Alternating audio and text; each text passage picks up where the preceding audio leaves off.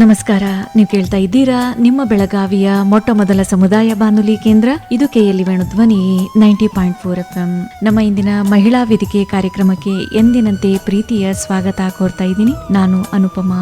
ಮಹಿಳೆ, ಅವಳ ಕನಸು, ಅವಳ ನಲಿವು, ಅವಳ ಆಸೆಗಳಿಗೆ ಗರಿ ನೀಡುವ ವೇದಿಕೆ ಇದು ಮಹಿಳಾ ವೇದಿಕೆ ಕಾರ್ಯಕ್ರಮ. ನಮ್ಮ ಕಾರ್ಯಕ್ರಮದಲ್ಲಿ ನಮ್ಮೊಂದಿಗಿದ್ದಾರೆ MKCR ಗರ್ಲ್ಸ್ ಹೈಸ್ಕೂಲ್ ಬೈಲಹೊಂಗಲದ ಶಿಕ್ಷಕರು, ಜೊತೆಗೆ ಹವ್ಯಾಸಿ ಲೇಖಕರಾದಂತಹ ಶ್ರೀಮತಿ ಮಹಾದೇವಿ ಈರಪ್ಪ ಅಂಗಡಿಯವರು. ಮೇಡಮ್ ನಮಸ್ತೆ, ಕಾರ್ಯಕ್ರಮಕ್ಕೆ ಸ್ವಾಗತ. ನಮಸ್ಕಾರ ಮೇಡಮ್. ಮೇಡಮ್, ಇವಾಗ ತಾವು ಶಿಕ್ಷಕರು, ತಮ್ಗೆ ಶಿಕ್ಷಕರಾಗಬೇಕು ಅಂತ ಬಾಲ್ಯದಲ್ಲಿ ಏನಾದ್ರೂ ಕನ್ಸಿತ್ತಾ? ಯಾಕಂದ್ರೆ ಇವಾಗ ಯಾವುದೇ ಮಕ್ಕಳನ್ನ ಕೇಳಿ ಅವರಿಗೆ ಯಾರು ಪ್ರೇರಣೆ ಅಂದ್ರೆ ಶಿಕ್ಷಕರೇ ಪ್ರೇರಣೆ ಆಗಿರ್ತಾರೆ. ಮುಂದೆ ನೀ ಏನಾಗ್ತೀಯ ಅಂತ ಸಣ್ಣ ಮಗು ಇದ್ದಾಗ ಕೇಳಿದ್ರೆ ಅವ್ರು ಹೇಳ್ತಿರ್ತಾರೆ, ನಾ ಟೀಚರ್ ಆಗ್ತೀನಿ ಅಂತ ಹೇಳ್ತಿರ್ತಾರೆ. ತಮಗೂ ಆ ರೀತಿ ಆಸೆ ಇತ್ತಾ ಮೇಡಮ್? ಆಸೆ, ಕನಸು ಎಲ್ಲ ಇತ್ತು. ಅದಕ್ಕೆ ರೆಕ್ಕೆ ಕೊಟ್ಟವರು ಅಂದ್ರೆ ನಮ್ಮ ತಂದೆ ಮತ್ತು ತಾಯಿ. ನಮ್ಮ ತಂದೆ ಶ್ರೀ ಈರಪ್ಪ ಮಲ್ಲಪ್ಪ ಅಂಗಡಿ, ತಾಯಿ ಗಂಗು ಈರಪ್ಪ ಅಂಗಡಿ ಶ್ರೀಮತಿ. ಅವ್ರಿಗೆ ಯಾಕೋ ಗೊತ್ತಿಲ್ಲ, ಬಾಲ್ಯದಲ್ಲಿಯೇ ನನ್ನ ಕಾಲ ಮೇಲೆ ನನ್ನನ್ನು ನಿಲ್ಲಿಸಬೇಕು ಅನ್ನುವಂತಹ ಇಚ್ಛೆ ಬಹಳ ಇತ್ತು. ಹೀಗಾಗಿ ಇದೇ ಜಾಬು ಅಂತೇನು ಬಂದವಳಲ್ಲ ನಾನು. ಕಲಿತಾ ಕಲಿತಾ ಕಲಿತಾ ಹೈಸ್ಕೂಲ್ ಶಿಕ್ಷಕಿಯಾಗಿ ಬಂದು ನಿಂತೆ. ಆಮೇಲೆ ಈಗಂತೂ ಮಕ್ಕಳೊಂದಿಗೆ ಒಡನಾಟ ನೋಡಿದರೆ ಇದೇ ಪ್ರೊಫೆಷನ್. ಬಹುಶಃ 22 ವರ್ಷ ಆಯಿತು, ಇನ್ನೊಂದು 12 ವರ್ಷ ಇದನ್ನೇ ದಾಟಿಸ್ತೀನಿ ಅಂತ ಅನ್ಕೊಂಡಿದ್ದೀನಿ. ತಮ್ಮೊಂದಿಗಿನ ಮಕ್ಕಳ ಒಡನಾಟವನ್ನ ನೋಡ್ತೀರಾ? ಬಾಲ್ಯದಲ್ಲಿ ತಾವು ತಮ್ಮ ಒಂದು ಒಡನಾಟ ಯಾವ ರೀತಿ ಇತ್ತು ಗುರುಗಳ ಜೊತೆಗೆ? ಎಲ್ಲ ಗುರುಗಳು, ನನ್ನ ಪ್ರಾಥಮಿಕ ಆಗಿರ್ಬೋದು ಅಥವಾ ಪ್ರೌಢ ಶಿಕ್ಷಣ ಹಂತದಲ್ಲಿರ್ತಕ್ಕಂಥ ಗುರುಗಳಾಗಿರ್ಬೋದು ಅಥವಾ ಕಾಲೇಜು ಜೀವನದಲ್ಲಿರ್ತಕ್ಕಂತಹ ಉಪನ್ಯಾಸಕರಾಗಿರ್ಬೋದು, ಎಲ್ಲ ಒಳ್ಳೆ ರೀತಿಯಿಂದಾನೇ ಇದ್ರು. ಅವ್ರನ್ನ ನೋಡಿನೂ ಎಲ್ಲೋ ಒಂದ್ ಕಡೆ ಅನಿಸ್ತಾ ಇತ್ತು, ಇವ್ರನ್ನ ಮ್ಯಾಥ್ಸ್ ಟೀಚರ್ ನೋಡಿ ಮ್ಯಾಥ್ಸ್ ಕಲಿಸ್ಬೇಕು, ಕನ್ನಡ ನೋಡಿ ಕನ್ನಡ ಕಲಿಸ್ಬೇಕು, ಅಥವಾ ಇನ್ನೊಬ್ಬರ ಟೀಚರ್ನ ನೋಡಿ ಇನ್ನೊಂದು ಕಲಿಸ್ಬೇಕು ಅಂತ. ಆದ್ರೆ ಅದು ಸ್ವಲ್ಪ ವರ್ಷ 2 ವರ್ಷದಲ್ಲಿ ಮತ್ತೆ ಯಾರಾದ್ರೂ ಡಾಕ್ಟರ್ ನೋಡಿದ ತಕ್ಷಣ ಅವಾಗ ಡಾಕ್ಟರ್ ಆಗಬೇಕು ಅಂತ ಸಣ್ಣ ವಯಸ್ಸು, ಅವಾಗ ಅನಿಸ್ಲಿಲ್ಲ. ಆಮೇಲೆ ಗೊತ್ತಾಗ್ತಾ ಹೋಯ್ತು, ನಾವು ಅದನ್ನ ಕಲ್ತಿಲ್ಲ, ಅದಾಗೋದಿಲ್ಲ ಅಂತ. ಅಷ್ಟರ ಮಟ್ಟಿನ ಸಣ್ಣ ವಯಸ್ಸಿನಲ್ಲೇ ನಾನು ಕನಸನ್ನ ಕಟ್ಕೊಂಡಿದ್ದು, ನೌಕರಿ ಮಾಡಬೇಕು ಅಂತ. ಆ್ಯಕ್ಚುಲಿ ಟೀಚರ್ ಅಂತಲ್ಲ, ಆ್ಯಕ್ಚುಲಿ ನೌಕರಿ ಮಾಡಬೇಕು ಅಥವಾ ನಮ್ಮ ಕಾಲ ಮೇಲೆ ನಾವು ನಿಲ್ಬೇಕು ಅನ್ನೋದು ನನ್ನ ಪ್ರಬಲ ಇಚ್ಛೆ ಆಗಿತ್ತು. ಮೇಡಮ್, ಈಗ ತಮಗೆ ಒಂದು ಆಗಿನ ಒಂದು ಗುರು ಶಿಷ್ಯ ಬಾಂಧವ್ಯಕ್ಕೂ ಈಗಿನ ಒಂದು ಗುರು ಶಿಷ್ಯ ಬಾಂಧವ್ಯ ಏನಾದ್ರೂ ವ್ಯತ್ಯಾಸ ಕಾಣುತ್ತಾ? ಸ್ವಲ್ಪ ಮಟ್ಟಿಗಿದೆ. ನಾವು ಅವಾಗ ಬಹಳ ಅಂಜಿಕೆಯಿಂದ ಟೀಚರ್ಸ್ ಜೊತೆ ಮಿಂಗಲ್ ಆಗ್ತಾ ಇದ್ವಿ. ಆದರೆ ಈಗಿನ ಮಕ್ಕಳು ಹಾಗಲ್ಲ. ನಾನು ಫ್ರೀ ಇದ್ದೀನಿ ಅನ್ನೋದಕ್ಕೆ ನನ್ನ ಜೊತೆ ಮಕ್ಕಳು ಆ ರೀತಿ ಇದ್ದಾರೋ ಗೊತ್ತಿಲ್ಲ, ಅಥವಾ ನಾನೇ ನಮ್ಮ ಟೀಚರ್ಸ್ ಸ್ಟ್ರಿಕ್ಟ್ ಇದ್ರೋ ಗೊತ್ತಿಲ್ಲ. ಚೆನ್ನಾಗಿ ಅವಾಗಿನಕ್ಕಿಂತ ಈಗ ನಾನು ಆ್ಯಸ್ ಅ ಸ್ಟೂಡೆಂಟ್ ಅನ್ನೋಕ್ಕಿಂತ ಆ್ಯಸ್ ಅ ಟೀಚರ್ ಆಗಿ ನಾನು ಮಕ್ಕಳೊಂದಿಗೆ ಬಹಳ ಸಂತೋಷದಿಂದ ಇರ್ತೀನಿ ಅಂತ ಹೇಳಬಲ್ಲೆ. ತಾವು ಯಾವ ವಿಷಯಗಳ ಬಗ್ಗೆ ಬೋಧನೆ ಮಾಡ್ತೀರಾ ಮೇಡಮ್? ಕನ್ನಡ ಮತ್ತು SS ಸಮಾಜ ವಿಜ್ಞಾನ 2 ವಿಷಯಗಳನ್ನು ನಾನು 10ನೇ ತರಗತಿಗೆ ಬೋಧನೆ ಮಾಡ್ತೇನೆ. ಇವಾಗ ಭಾಷಾ ಶಿಕ್ಷಕರು ಅಂದ್ರೆ ಮಕ್ಕಳಲ್ಲಿ ಸಾಮಾನ್ಯವಾಗಿ ಸ್ವಲ್ಪ ಭಯ ಅನ್ನೋದಿದ್ದೇ ಇರುತ್ತೆ. ಯಾಕಂದ್ರೆ ನಿಮ್ಗೆ ಅಕ್ಷರನೂ ನೀಟಾಗಿ ದುಂಡಾಗಿ ಇರಬೇಕು, ಜೊತೆಗೆ ಒತ್ತಕ್ಷರ ಕರೆಕ್ಟ್ ಆಗಿರ್ಬೇಕು. ಆ ತರ ತಮ್ಗೆ ಮಕ್ಕಳು ಹೆದರೋದುಂಟಾ ಮೇಡಮ್? ಫಸ್ಟ್ ನೋಡಿದ ತಕ್ಷಣನೇ ಅಂದ್ರೆ ನಮ್ಮ ಸ್ಕೂಲ್ಗೆ ಯಾವಾಗ ಅವರು 8th ಕ್ಲಾಸಿಗೆ ಎಂಟರ್ ಆಗಿರ್ತಾರೆ, ಅವಾಗೆಲ್ಲ ಬಹುಶಃ 99% ನನ್ನ ನೋಡಿ ಅಂಜುವ ಮಕ್ಕಳೇ ಇರ್ಬೋದು, ನನ್ನ ಫಿಸಿಕಲ್ ಅಪಿಯರೆನ್ಸ್ ನೋಡಿ. ಆಮೇಲೆ ಅವ್ರಿಗೆ ಯಾವುದೋ ಒಂದು ಕಾರಣಕ್ಕೆ ತಲೆನೋವು ಬಂದಾಗ ಆಗಿರ್ಬೋದು, ಹೊಟ್ಟೆ ನೋವು ಬಂದಾಗ ಆಗಿರ್ಬೋದು, ಅವ್ರ ಜೊತೆಗೆ ಅಥವಾ ನಾನು ಅವ್ರಿಗೆ ಕೇರ್ ಮಾಡುವಂತಹ ರೀತಿ ಆಗಿರ್ಬೋದು. ಆಮೇಲೆ ಅವ್ರು 10th ಮುಗಿಸ್ ಹೋಗುವಷ್ಟೊತ್ತಿಗೆ ನನ್ನೊಳಗಿನ ಒಂದು ಜೀವನನೇ ಏನೋ ಅವರು ಅನ್ನೋವಷ್ಟರ ಮಟ್ಟಿಗೆ ನನ್ನನ್ನು ಹಚ್ಕೊಂಡಿರ್ತಾರೆ ಅನ್ನೋದು ಮಾತ್ರ ಸತ್ಯ. ಇವಾಗ ಹೆಚ್ಚಾಗಿ ಈಗ ಭಾಷಾ ಕನ್ನಡ ಅಂದ ತಕ್ಷಣ ಮಕ್ಕಳು ಅಂದ್ರೆ ಭಾಷೆಗಳ ಬಗ್ಗೆ, ಈಗ ಕನ್ನಡ ಆಗಿರ್ಬೋದು, ಇಂಗ್ಲಿಷ್ ಆಗಿರ್ಬೋದು, ಹಿಂದಿಗಳು ಆಗಿರ್ಬೋದು, ಅದರ ಬಗ್ಗೆ ಅಷ್ಟೊಂದು ಮಕ್ಕಳಿಗೆ ಇದು ಇರಲ್ಲ, ಆಸಕ್ತಿ ಇರೋದಿಲ್ಲ. ಇತರೆ ಸಬ್ಜೆಕ್ಟ್ಗಳ ಬಗ್ಗೆನೇ ಆಸಕ್ತಿ ಹೆಚ್ಚಾಗಿರುತ್ತೆ. ತಾವು ತಮ್ಮ ಸಬ್ಜೆಕ್ಟ್ ನಲ್ಲಿ ಒಂದು ಆಸಕ್ತಿ ಬರೋದಕ್ಕೆ ಮಕ್ಕಳಿಗೆ ಯಾವ ರೀತಿ ಒಂದು ವಿಧಾನವನ್ನು ಅನಿಸ್ತದೆ? ಇದು ಸರಿಯಾದ ಪ್ರಶ್ನೆ ಮೇಡಮ್. ಯಾಕಂತಂದ್ರೆ ಇತ್ತೀಚಿನ ದಿನಗಳಲ್ಲಿ ಮ್ಯಾಥ್ಸ್ ಮತ್ತು ಇಂಗ್ಲಿಷ್ ವ್ಯಾಮೋಹ ಅನ್ಕೋಬಹುದು. ನಮ್ಗೆ ಇಂಗ್ಲಿಷ್ ಬಂದ್ರೆ ಎಲ್ಲ ಬರುತ್ತೆ ಅನ್ನುವಂಥದ್ದು, ಅಥವಾ ಸೈನ್ಸ್ ಮತ್ತು ಮ್ಯಾಥ್ಸ್ ಕಾಂಬಿನೇಷನ್ ನಾವು ಮುಂದೆ ಏನಾದ್ರು ಇಂಜಿನಿಯರ್, ಡಾಕ್ಟರ್ ಆಗಬಹುದು ಅಥವಾ ಆಗ್ಬೇಕು ಅನ್ನೋ ನಿಟ್ಟಿನೊಳಗೆ ಬಹಳಷ್ಟು ಜನ ಮಕ್ಕಳು ಈ ವಿಷಯಗಳನ್ನ SS ಮತ್ತು ಕನ್ನಡವನ್ನ ಸ್ವಲ್ಪ ನೆಗ್ಲೆಕ್ಟ್ ಮಾಡುವಂತಹ ಇದು ವಿಚಾರ ಸರಿ ಅಂತ ಅನ್ಸಿದ್ರು, ನಾವು ಹೇಳ್ಬೇಕಾದ್ರೆ 6 ವಿಷಯಗಳನ್ನ ಪಾಸ್ ಆದ್ರೇನೆ ನೀವು 10th ಪಾಸ್ ಆಗೋದು ಇನ್ ಫಸ್ಟ್. ಮತ್ತು ಕನ್ನಡ ನಮ್ಮ ಮಾತೃಭಾಷೆ. ಅಂಟಿ ಎಷ್ಟೇ ಚೆನ್ನಾಗಿದ್ದಾರೆ ಅಂದ್ರೂ ಅಮ್ಮನ್ ಮರೆಯೋದಕ್ಕೆ ಆಗೋದಿಲ್ಲ ಅನ್ನೋ ಒಂದು ಮಾತನ್ನ ಹೇಳ್ತಾ, ಆಮೇಲೆ ಇತಿಹಾಸವನ್ನ ನಾವು ಓದಿಲ್ಲ ಅಂದ್ರೆ ಇತಿಹಾಸವನ್ನ ನಿರ್ಮಾಣ ಮಾಡೋಕ್ಕೂ ಸಾಧ್ಯ ಇಲ್ಲ ಅನ್ನೋ ಒಂದು ಕಾನ್ಸೆಪ್ಟ್ ಅನ್ನ ಅವ್ರಿಗೆ ಹೇಳ್ತಾ, ವಿಶೇಷವಾಗಿ ಒಂದು 50 ಮಕ್ಕಳು ನನ್ನ ಕ್ಲಾಸಲ್ಲಿದ್ರೆ 48 ತನಕ ನಾನು ನನ್ನ ಕಡೆ ಅವ್ರನ್ನ ಅಟ್ರಾಕ್ಷನ್ ಮಾಡಿಕೊಂಡು ನಾ ಪಾಠ ಮಾಡಬಲ್ಲೆ ಅನ್ನುವಂತಹ ಇದು ನನ್ನ ಹತ್ರ ಇದೆ. ನಂಗೆ ಅನ್ಸುತ್ತೆ ನಾನು ಪಾಠ ಮಾಡ್ತಾ ಇದ್ದೀನಿ, ಕೇಳ್ತಾ ಇದ್ದಾವೆ ಮಕ್ಕಳು ಅಂತ. 1 2 ಏನೋ ಬಾಡಿ ಪ್ರೆಸೆಂಟ್ ಮೈಂಡ್ ಅಬ್ಸೆಂಟ್ ಮಾಡ್ಕೊಂಡಿರ್ಬೋದು, ಆದರೆ ಉಳಿದಂತಹ ಕ್ಲಾಸಲ್ಲಿರೋ ಎಲ್ಲ ಮಕ್ಕಳು ಆಮೇಲೆ ನಾನು ಯಾವಾಗಲೂ ಎದ್ದು ನಿಂತೇ ಪಾಠ ಮಾಡೋದ್ರಿಂದ, ಹೈಟ್ ನಂದು ಸ್ವಲ್ಪ ಜಾಸ್ತಿ ಇರೋದ್ರಿಂದ ಎಲ್ಲ ಮಕ್ಕಳು ನಂಗೆ ಎದ್ದು ನಿಂತ್ಬಿಟ್ರೆ ಕಂಡು ಬಿಡ್ತಾರೆ. ಲಾಸ್ಟ್ ಮೂಲೆಯಲ್ಲಿ ಅವಳು ಏನು ಮಾಡ್ತಾ ಇದ್ದಾಳು ಅಥವಾ ಈ ಫಸ್ಟ್ ಬೆಂಚ್ ಅವಳು ಏನು ಮಾಡ್ತಾ ಇದ್ದಾಳು ಅನ್ನುವ ಇದು ಬರೋದಿಲ್ಲ ನನಗೆ ಅಂತ ನಾನು ಅನ್ಕೊಂಡಿದ್ದೀನಿ. ಇಲ್ಲ, ಮಕ್ಕಳು ಹೊರಗಡೆ ಬಂದಮೇಲೆ, ಕ್ಲಾಸ್ ಬಿಟ್ಟು ಹೊರಗಡೆ ಬಂದಮೇಲೆ ಹೇಳ್ತಾರೆ ಅವರು, ನಾಳೆ ಬರಬೇಕು ಅಂತ. ಏನಾದರೂ ನಾವು ಸ್ಟ್ರಿಕ್ಟ್ ಹೇಳಿದ್ರು, ಅಯ್ಯೋ ಅಂಜಿಕೆ ಐತ್ರಿ ನಿಮ್ದು, ನಾಳೆ ಬರ್ತೀರಿ ಅಂತ ಹೇಳುವ ಒಂದು ಇದು ಕಾಮನ್ ಇದೆ ನಮ್ಮ ಸ್ಕೂಲಲ್ಲಿ. ಮೇಡಮ್, ಈಗಿನ ಮಕ್ಕಳಲ್ಲಿ ಪರೀಕ್ಷಾ ಭಯ ಅನ್ನೋದು ಯಾವ ರೀತಿ ಇದೆ? ಯಾಕಂದ್ರೆ ಆಗಿನ ಕಾಲದಲ್ಲಿ ನಾವು ಸ್ವಚ್ಛಂದವಾಗಿ ಪರೀಕ್ಷೆ ಅಂದ್ರೆ ಭಯ ಇರ್ತಿರ್ಲಿಲ್ಲ, ಪರೀಕ್ಷೆಯನ್ನ ಬರೆದು ಬರ್ತಿದ್ವಿ ಸರಾಗವಾಗಿ. ಈಗಿನ ಮಕ್ಕಳಿಗೆ ಸ್ವಲ್ಪ ಒತ್ತಡ ಇದೆ ಪರೀಕ್ಷೆ ಅಂದ್ರೆ. ಆ ಒತ್ತಡವನ್ನ ಯಾವ ರೀತಿ ನಿವಾರಣೆ ಮಾಡಬಹುದು ಅಂತ ತಾವು ಹೇಳ್ತೀರಾ? ಇದೊಂದು ಹಬ್ಬಾನೆ ಅಂತ ಹೇಳ್ಕೋಬಹುದು ಈಗ ಪರೀಕ್ಷೆಯನ್ನ. ಇತ್ತೀಚಿನ ದಿನಗಳಲ್ಲಿ ನಮ್ಮ ಇಲಾಖೆಯು ಸಹಿತ ಸಾಕಷ್ಟು ಅಂದ್ರೆ ಅದನ್ನ ಎಕ್ಸ್ಪ್ಲೇನ್ ಮಾಡ್ಲಿಕ್ಕೂ ಆಗೋದಿಲ್ಲ, ಅಷ್ಟರ ಮಟ್ಟಿಗೆ ಇಲಾಖೆ ತಯಾರಿ ನಡೆಸಿದೆ. ಆದ್ರೆ ನಿಜವಾಗ್ಲೂ ಸೈನಿಕರು ಅಂದ್ರೆ ನಾವಿಲ್ಲಿ ವಿದ್ಯಾರ್ಥಿಗಳನ್ನೇ ಅಂತ ಹೇಳ್ಬೇಕು. ಯಾಕಂದ್ರೆ ಅವತ್ತು ಅವ್ರು ಎಷ್ಟಲ್ಲಿ ಫೈಟ್ ಮಾಡ್ತಾರೋ ಅಷ್ಟು ನಾವು ಗೆಲ್ತೀವಿ ಅಂತ. ಇತ್ತೀಚಿನ ದಿನಗಳಲ್ಲಿ ಅದಕ್ಕೆ ಬಹಳ ಬ್ಲೂ ಪ್ರಿಂಟ್ ಆಗಿರಬಹುದು, ಇದೇ ಪ್ರಶ್ನೆ ಬರುತ್ತೆ, 2 ಮಾರ್ಕ್ಸಿನ ಅಂಕದ ಇದೇ ಇರುತ್ತೆ, 3 ಮಾರ್ಕ್ಸಿಂದ ಇದೇ ಇರುತ್ತೆ, ಕಂಠಪಾಠ ಇದೇ ಇರುತ್ತೆ, ನಕ್ಷೆ ಇವೇ ಪ್ಲೇಸ್ ನಾವು ಅಲ್ಲಿ ಗುರುತಿಸ್ಬೇಕಾಗುತ್ತೆ. ಹಾಗೆ ಸರಳೀಕರಣಗೊಳಿಸಿ ಕೊಟ್ಟಿದ್ದಾರೆ. ಮಕ್ಕಳು ಸ್ವಲ್ಪ ಮಾಡ್ಬೇಕಷ್ಟೇ. ಹಂಗೆ ಮೊದ್ಲಿನಂಗೆ ಭಯ ಇಲ್ಲ. ಯಾಕಂದ್ರೆ ನಾವೆಲ್ಲ ನಮ್ಮ ಟೈಮ್ದಲ್ಲಿ ಹಾಕಿತ್ರಿ ಮೇಡಮ್, 60 ಮಾಡಿದ್ರೆ ಜಾಸ್ತಿ ಆಯ್ತು, 70 ಮಾಡಿದ್ರೆ ಜಾಸ್ತಿ ಆಯ್ತು ಅನ್ನೋವಾಗ. ಈಗ ಇಲ್ಲ, ಮಕ್ಕಳು ಮನಸ್ಸು ಮಾಡಿದ್ರೆ ಅಥವಾ ನೀಟಾಗಿ ಸರ್ ಅಥವಾ ಟೀಚರ್ ಗೈಡೆನ್ಸ್ ಅಲ್ಲಿ ಅವ್ರು ಹೋದ್ರೆ 80-90 ಮಾಡ್ಬೋದು. ಆಮೇಲೆ ಒಂದು 20 ಮಾರ್ಕ್ಸ್ ನಮ್ಗೆ ಇಂಟರ್ನಲ್ ಇರುತ್ತೆ. ಇವಾಗ ಅವಾಗ ಇದ್ದಿರ್ಲಿಲ್ರಿ ನಮಗೆ. ನಾವೆಲ್ಲ 100ಕ್ಕೆ 100 ಮಾರ್ಕ್ಸಿಂದೇ ಬರಿತೀವಿ. ಕನ್ನಡ 125, ಉಳಿದ 5 ವಿಷಯಗಳು 100ಕ್ಕೆ ಬರಿತಾ ಇದ್ವಿ. ಈ ಉಳಿದ ವಿಷಯಗಳು 80 ಮಾರ್ಕ್ಸಿಗೆ ಬರಿತೀವಿ. ಅಂದ್ರೆ ಪ್ರಥಮ ಭಾಷೆ ಅಂತ ಏನು ನಾವು ಓದ್ತೀವಿ ಅದನ್ನ ಮಾತ್ರ 100 ಮಾರ್ಕ್ಸಿಗೆ ಬರಿತೀವಿ. 125 ಮಾರ್ಕ್ಸು ಅವ್ರಿಗೆ ಆಲ್ರೆಡಿ ನಾವು ಟೀಚರ್ ಕೊಟ್ಬಿಟ್ಟಿರ್ತಾರೆ ಇಂಟರ್ನಲ್ ಅಂತ. ಹೀಗಾಗಿ ಪರೀಕ್ಷೆ ಅಂತ ಭಯ ಏನಿಲ್ಲ ಈಗಿನ ಮಕ್ಕಳಿಗೆ. ಅವರು ಸರಾಗವಾಗಿ ಬರೆಯೋದಕ್ಕೆ ಸಾಕಷ್ಟು ಮಾರ್ಗಗಳಿದಾವೆ. ಅವ್ರನ್ನ ಅವ್ರು ಕೇಳ್ಕೊಂಡು ಈಸಿ ಮಾಡ್ಕೋಬೇಕು. ಅಂಜಿಕೆ ಅನ್ನೋದು ಸ್ವಲ್ಪ ಕಡಿಮೆ ಆಗಿದ್ರಿ ಇವಾಗ, ಅದನ್ನ ನಮ್ದು ನೋಡಿದ್ರೆ ಹಾಗೆ ಜಾಸ್ತಿ ಇಲ್ಲ ಅಂತ ಅನ್ಕೋತೀನಿ. ಮೇಡಮ್, ಈಗ ಶಿಕ್ಷಕ ವೃತ್ತಿಯಲ್ಲಿ ಒಂದು 22 ವರ್ಷಗಳ ಒಂದು ಅನುಭವವನ್ನು ಹೊಂದಿದ್ದೀರಾ. ಸಂತೃಪ್ತಿಯನ್ನು ತಂದು ಕೊಟ್ಟಿದೆಯಾ ಈ ಶಿಕ್ಷಕ ವೃತ್ತಿ ಅನ್ನುವಂಥದ್ದು? ತುಂಬಾ ಅಂದ್ರೆ ತುಂಬಾ ಇದೆ. ಆಕ್ಚುಲಿ ನನಗೊಬ್ರು ಅಣ್ಣ, ಡಾಕ್ಟರ್ ಶಿವಕುಮಾರ್ ಅಂಗಡಿ ಅಂತ, ಗಣಿ ವಿಜ್ಞಾನಿ, ಸೆಂಟ್ರಲ್ ಗೌರ್ಮೆಂಟಲ್ಲಿ ಸೀನಿಯರ್ ಸೈಂಟಿಸ್ಟ್ ಅಂತ ವರ್ಕ್ ಮಾಡ್ತಾ ಇದ್ದಾರೆ ಭುವನೇಶ್ವರದಲ್ಲಿ. ಅಣ್ಣ ತಂಗಿ ನಾವಿಬ್ಬರೇ. ಲೈಬ್ರರಿಯನ್ ಆಗಿದ್ರು. ಹೀಗಾಗಿ ಬೈಲ್ಹೊಂಗಲ್ ನನ್ನ ನೇಟಿವ್ ಪ್ಲೇಸ್. ಅಲ್ಲಿ 1-2 ಕಾರಣದಿಂದ ನಾನು ಸಂತೃಪ್ತಿ ಅಂತ ಹೇಳ್ಬೋದು. ಯಾಕಂದ್ರೆ ಒಂದು ಕತೆ ಹೇಳ್ತಾರಲ್ಲ, ಶಿವ ಮತ್ತು ಪಾರ್ವತಿಯನ್ನ ಸುತ್ತ ಹಾಕಿ ಬಾ ಅಂದ್ರೆ ಷಣ್ಮುಖ ಇಡೀ ಪೃಥ್ವಿಯನ್ನೇ ಸುತ್ತ ಹಾಕಿದ, ಗಣಪ ಅಲ್ಲೇ ಇದ್ಕೊಂಡು ತನ್ನ ತಂದೆ ತಾಯಿಯನ್ನ ಸುತ್ತ ಹಾಕದ ಅಂತ. ಹಾಗೆ ಬೈಲ್ಹೊಂಗಲ್ದಲ್ಲೇ ಇದ್ಕೊಂಡು ಅಂಗಡಿ ಸರ್ ಮಗಳು ಅಂತ ಫಸ್ಟ್ ಸ್ಟಾರ್ಟಿಂಗ್ ಏನು ಗುರುತಿಸ್ಕೊಂಡಿರ್ತಾ ಇದ್ದೆ ನಾನು. ಈಗ ಅಂಗಡಿ ಟೀಚರ್ ಅಪ್ಪ ಅಮ್ಮ ಅನ್ನುವಷ್ಟ್ರ ಮಟ್ಟಿಗೆ, ಅಥವಾ ಓನಿ ಅಂತ ಅಥವಾ ಏನೋ ಒಂದು ಅಡ್ರೆಸ್ಗೆ ಬಂದರೆ ಅಂಗಡಿ ಟೀಚರ್ ಮನೆ ಹತ್ರ ಇದೆ ನಮ್ಮ ಮನೆ, ಅಥವಾ ಅಂಗಡಿ ಟೀಚರ್ ಮನೆ ಹತ್ರ ಬಂದು ಕೇಳಿದ್ರೆ ಯಾರಾದರೂ ಹೇಳ್ತಾರೆ ಅಂತ ಅಷ್ಟ್ರ ಮಟ್ಟಿಗೆ ನಾನು ತಿಳ್ಕೊಂಡಿದ್ದೀನಿ. ನನಗೆ ಸಂತೃಪ್ತಿ ಇದೆ. ಇದು ಒಂದೇ ಕಡೆ ಅಂದರೆ ಸ್ಕೂಲ್ ಬೇರೆ ಬೇರೆ ಆಗಿರ್ಬೋದು, ಅದರ ವರ್ಕ್ ಅಲ್ಲೇ ಇರೋದು ಒಂದೇ ಆಗಿರೋದ್ರಿಂದ ಅದು ಒಂದು ತೃಪ್ತಿ ಇದೆ. ಮತ್ತು ಇನ್ನೊಂದು ಅಂದರೆ 22 ವರ್ಷದಲ್ಲಿ ತಾಲೂಕಾ ಮಟ್ಟದ ಪ್ರಶಸ್ತಿಗಳನ್ನು ತಗೊಂಡು, ಮತ್ತು ವಿಶೇಷ ಅಂದರೆ ನಂದೊಂದು ಪ್ಲಸ್ ಪಾಯಿಂಟ್ ಅಂದರೆ ನಿರೂಪಣೆ. ಈಗ ಬಂದಿರೋದು ಅಂದರೆ ನಾನು ವಿಶೇಷ ಮುಖ್ಯಮಂತ್ರಿಗಳ ಫಂಕ್ಷನ್ ಆಗಿರ್ಬೋದು, ಉಪಮುಖ್ಯಮಂತ್ರಿಗಳ ಫಂಕ್ಷನ್ ಆಗಿರ್ಬೋದು, ಆರೋಗ್ಯ ಇಲಾಖೆ, ಸಾರಿಗೆ ಇಲಾಖೆ, ಆಮೇಲೆ ವಸತಿ ಸಚಿವರ ಇಲಾಖೆ, ಹೀಗೆ ನನ್ನ ಬೈಲ್ಹೊಂಗಲದಲ್ಲಿ ಯಾವ್ಯಾವ ಫಂಕ್ಷನ್ಸ್ ಆಗಿರ್ತವೆ, ವಿಶೇಷವಾಗಿ ಗೌರ್ಮೆಂಟದ್ದು ಮಾತ್ರ, ಆ ಫಂಕ್ಷನ್ಸ್ ಅಲ್ಲಿ ನಾನು ನಿರೂಪಣೆಯನ್ನ ಮಾಡಿ, ನಿರೂಪಣೆ ಮುಗಿದ ತಕ್ಷಣ ನನಗೊಂದು 10-20 ಜನ ಹೊಸ ಜನ ಆದರೂ ತುಂಬಾ ಚೆನ್ನಾಗಿತ್ರಿ ಅಂತ ಹೇಳ್ತಾರೆ. ಅದು ಬಿಟ್ರೆ ಅಂದ್ರೆ ಅದಕ್ಕಿಂತ ನಂಗೆ ಗರಿ ಇನ್ನೊಂದಿಲ್ಲ ಅಂತ ಅನ್ಕೋ. ಖಂಡಿತ.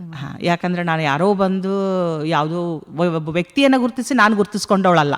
ಯಾರು ನಂಗೆ ಗೊತ್ತಿರಂಗಿಲ್ಲ, ಪರಿಚಯ ಇರಂಗಿಲ್ಲ, ಅವ್ರು ಬಂದು ಇಲ್ಲ ರೀ ಮೇಡಮ್ ನಿಮ್ದು ಧ್ವನಿ ಚಂದ ಐತ್ರಿ, ಚಲೋ ಆತ್ರಿ ಫಂಕ್ಷನು ಅಂತ ಹೇಳ್ತಾರಲ್ಲ, ಅದು ಆವಾಗ ಅದು ವೃತ್ತಿನೂ ಆಗಿರ್ಬೋದು ಅಥವಾ ವೃತ್ತಿಯಿಂದ ಇದು ನಿರೂಪಕಿನೂ ಆಗಿರ್ಬೋದು. ತುಂಬಾ ಖುಷಿ, ಯಾವುದೋ ನಂಗೊಂದು ಪ್ರಶಸ್ತಿನೇ ಬಂತೇನೋ ಅನ್ನುವಷ್ಟರ ಮಟ್ಟಿಗೆ ಖುಷಿ ಅನ್ಸುತ್ತೆ. ಆಮೇಲೆ ವಿದ್ಯಾರ್ಥಿಗಳು ಪಾಸ್ ಆಗಿ ಹೋದವರು ಇರ್ಬೋದು, ಅಥವಾ 10-12 ವರ್ಷದ ಇದ್ರೊಳಗೆ ಮೊದಲೊಂದು ಸ್ವಲ್ಪ ಫೋನ್ ಮೊಬೈಲ್ ಅದೆಲ್ಲ ಕಡಿಮೆ ಇತ್ತು, ಹಿಂಗಾಗಿ ಫೋನ್ ಮಾಡ್ತಕ್ಕಂಥವ್ರ ಸಂಖ್ಯೆ ಕಡಿಮೆ ಇತ್ತು. ಆದ್ರೆ ಈಗ ಯಾವ ಎಕ್ಸಾಮ್ ಅಟೆಂಡ್ ಆಗಿ ಬಂದ್ರು ನನ್ನ ರಿಲೇಟೆಡ್ ಏನಾರ ಇತ್ತು ಅಂದ್ರೆ ಅವ್ರು ಕಾಲ್ ಮಾಡಿ ಹೇಳೋದಾಗಿರ್ಬೋದು, ನನ್ನ ಬರ್ತ್ಡೇ ವಿಶ್ ಆಗಿರ್ಬೋದು, ನಮ್ಮ ಸ್ಟೇಟಸ್ ಅನ್ನ ನೋಡಿ ನಮ್ಮನ್ನು ಗುರುತಿಸೋದು ನಿಜವಾಗ್ಲೂ ಒಂಥರ ನಾನು ಟೀಚರ್ ಆಗಿದ್ದಕ್ಕೂ ಸಾರ್ಥಕ ಅಂತ ಅನಿಸ್ಕೋ. ಸ್ನೇಹಿತರೆ, ನೀವು ಕೇಳ್ತಾ ಇದ್ದೀರಾ ಮಹಿಳಾ ವೇದಿಕೆ ಕಾರ್ಯಕ್ರಮವನ್ನ KLE ವೇಣುಧ್ವನಿಯಲ್ಲಿ. ಈಗ ಕಾರ್ಯಕ್ರಮದಲ್ಲಿ ಚಿಕ್ಕದೊಂದು ವಿರಾಮ.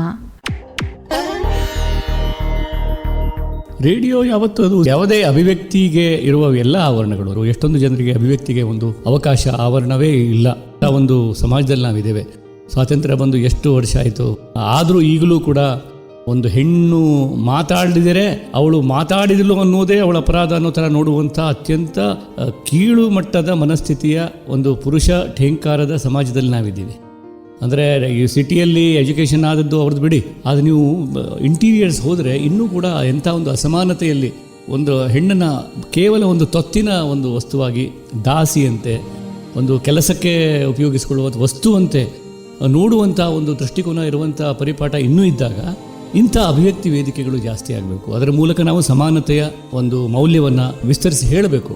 ಅದಕ್ಕಾಗಿ ಈ ಒಂದು ವೇಣು ಧ್ವನಿ ಮೂಲಕ ನೀವು ಈ ಬೆಳಗಾವಿಯ ಸೀಮೆಯಲ್ಲಿ ಒಂದು ಅಭಿವ್ಯಕ್ತಿಗೆ ಒಂದು ಅವಕಾಶ ಕಲ್ಪಿಸಿಕೊಟ್ಟಿರೋದು ಬಹಳ ಮಹತ್ವದ ವಿಷಯ. ಏನಾಗಿದೆ ಅಂದರೆ ಬಹಿರಂಗವಾಗಿ ಮಾತಾಡೋದು ಬಹಳ ಮುಖ್ಯ, ಅದನ್ನು ಹಂಚ್ಕೊಳ್ಳೋದು ಮುಖ್ಯ. ಈಗ ಟೆಕ್ನಾಲಜಿ ಬಂದುಬಿಟ್ಟಿದೆ, ಎಲ್ಲ ಮೊಬೈಲಲ್ಲಿ SMS ಮಾಡ್ತಾರೆ, ಮೊಬೈಲಲ್ಲಿ ಏನೋ ಮಾಡ್ತಾರೆ, ಅದು ಬೇರೆ. ಅದು ಅಲ್ಲಲ್ಲಿ ಗುಸುಗುಸು ಆದಂಗೆ ಅದಲ್ಲ, ಇದು ಒಂದು ಮುಕ್ತವಾಗಿ ಎಲ್ಲರೆದುರಿಗೆ ಅಂತರಂಗ ಬಹಿರಂಗ ಬೇರೆ ಆಗದಂಥ ಒಂದು ಆವರಣ ಇದು ರೇಡಿಯೋ ಅನ್ನೋದು. ಹೀಗಾಗಿ ರೇಡಿಯೋ ಬಹಳ ಮಹತ್ವದ್ದು. ರೇಡಿಯೋದಿಂದನೇ ನಮ್ಮ ಇಡೀ ಒಂದು ಕಾಲದಲ್ಲಿ ಗಾಂಧೀಜಿಯವರ ಮಾತುಗಳನ್ನು ರೇಡಿಯೋದಲ್ಲಿ ಕೇಳಿ, ಊರಿನ ಚೌಕಗಳಲ್ಲಿ ಯಾರ್ದೋ ಒಬ್ಬರ ಮನೆಯಲ್ಲಿ ರೇಡಿಯೋ ಇತ್ತು, ಆ ರೇಡಿಯೋ ಸುತ್ತ ನೂರಾರು ಜನ ಕೇಳಿ ಮಾಡಿ ಇಡೀ ದೇಶಕ್ಕೆ ಒಂದು ಸ್ವಾತಂತ್ರ್ಯ ಆಂದೋಲನದ ಜಾಗೃತಿ ಮೂಡಿಸಿತ್ತು ಒಂದು ಕಾಲದಲ್ಲಿ. ಮತ್ತು ನಮ್ಮ ನಾಡಿನ ಎಲ್ಲ ಮಹತ್ವದ ಗಾಯಕರು ಮೊದಲು ಹಾಡಿದ್ದು ರೇಡಿಯೋದಲ್ಲಿ. ಯಾರೇ ಇರಲಿ, ಅವರು ಎಲ್ಲಿಂದ ಮಲ್ಲಿಕಾರ್ಜುನ್ ಮನ್ಸೂರರು ಇರ್ಬೋದು, ಆಮೀರ್ ಖಾನ್ ಸಾಹೇಬ್ರು ಇರ್ಬೋದು, ಬಿಸ್ಮಿಲ್ಲಾ ಖಾನ್ ಇರ್ಬೋದು, ಎಲ್ಲರ ನಿಜವಾದ ಧ್ವನಿ ನಾವು ಕೇಳಿದ್ದು ರೇಡಿಯೋದಲ್ಲಿ. ಹೀಗಾಗಿ ರೇಡಿಯೋ ಅನ್ನೋದು ಪ್ರತಿಯೊಬ್ಬನನ್ನು ಏಕಕಾಲಕ್ಕೆ ತಲುಪುವ, ಬಡವ ಬಲ್ಲಿದ ಎನ್ನುವ ಭೇದ ಮಾಡದೆ, ನೀವೇ ಹೇಳ್ದಂಗೆ ಯಾವ ಲಿಂಗ ಭೇದ, ಜಾತಿ ಭೇದ, ಧರ್ಮ ಭೇದ ಮಾಡದೆ ಎಲ್ಲರನ್ನು ಡೆಮೊಕ್ರೆಟಿಕ್ ಆಗಿ ತಲುಪುವಂಥ ಒಂದು ಮಾಧ್ಯಮ. ಹೀಗಾಗಿ ರೇಡಿಯೋದ ಸಾಧ್ಯತೆಗಳು ಬಹಳ ಬಲವಾದದ್ದು. ಆದರೆ ಅದನ್ನು ಬಳಕೆ ಕೂಡ ಅಷ್ಟೇ ಜವಾಬ್ದಾರಿಯಿಂದ ಮಾಡಬೇಕು. ರೇಡಿಯೋ ಇದೆ ಅಂದ್ಕೊಂಡು ನಾವು ನಮಗೆ ಬೇಕಾದ ವಿಚಾರ ಪ್ರಣಾಳಿಕೆಗಳನ್ನು ಮಾತ್ರ ಬಿತ್ತರಿಸೋದಕ್ಕೆ ಅದನ್ನು ಬಳಸ್ಕೊಂಡ್ರೆ, ಕೆಲವು ರಾಜಕೀಯ ಪ್ರಣಾಳಿಕೆಗಳಿಗಾಗಿ ಮಾತ್ರ ಅದನ್ನು ಬಳಸ್ಕೊಂಡ್ಬಿಟ್ರೆ ಅದು ಅದರ ದುರ್ಬಳಕೆ ಆಗಿಬಿಡುತ್ತದೆ. ಸಮಾನತೆ, ಸಮತೆ ಮತ್ತು ಪ್ರಜಾಪ್ರಭುತ್ವದಲ್ಲಿ ಪ್ರಜೆಯ ಹಕ್ಕು ಬಾಧ್ಯತೆ, ಇದಕ್ಕಾಗಿ ಒಂದು ಆವರಣವನ್ನು ಸೃಷ್ಟಿಸುವುದು ರೇಡಿಯೋದ ಕೆಲಸ. समझे आपकी हर हेल्थ प्रॉब्लम्स की बात, वर्ल्ड क्लास ट्रीटमेंट हर दिन और रात, केली का हाथ आपके साथ, आपके साथ. KLE Society's Dr. Prabhakar Kore Super Speciality Hospital. Cure for all health related problems. Experienced doctors and ultra modern facilities के साथ. KLE Society's Dr. Prabhakar Kore Super Speciality Hospital and Medical Research Center, Nehru Nagar, Belagavi. Call 08312 473777. KLE ಕನಸು ನನಸದ ವೇಣು ಧ್ವನಿ, ವೇಣು ಧ್ವನಿ.